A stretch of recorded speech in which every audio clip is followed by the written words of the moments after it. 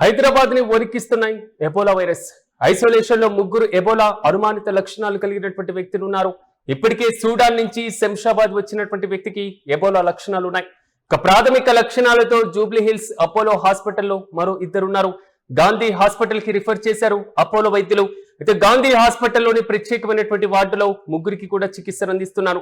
విదేశాల నుంచి ఒకే విమానంలో వచ్చారు ఈ ముగ్గురు బాధితులు. అనుమానిత రక్త నమూనాలను కూడా పూణే ల్యాబ్ కు పంపించడం జరిగింది. ల్యాబ్ రిపోర్ట్స్ వస్తేనే ఎబోలా పైన స్పష్టత వచ్చేటువంటి అవకాశాలు కనబడుతున్నాయి.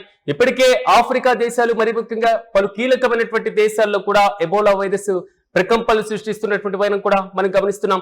తీవ్రమైనటువంటి లక్షణాలతో మరి ముఖ్యంగా వ్యాధి కారకాలు ఎక్కువగా ఉన్నటువంటి పరిస్థితులు కోవిడ్ తో పోలిస్తే అత్యంత కీలకంగా వ్యాపించేటువంటి సిచ్యువేషన్స్ కూడా మనం చూస్తున్నాం. ప్రధానంగా సూడాన్ నుంచి భారత్ కు వచ్చిన శంషాబాద్ ఎయిర్పోర్ట్ కు వచ్చినటువంటి వ్యక్తికి నిన్న ఎబోలాకి సంబంధించినటువంటి లక్షణాలు ఉండడం గాంధీ హాస్పిటల్ కి తరలించినటువంటి వైనం.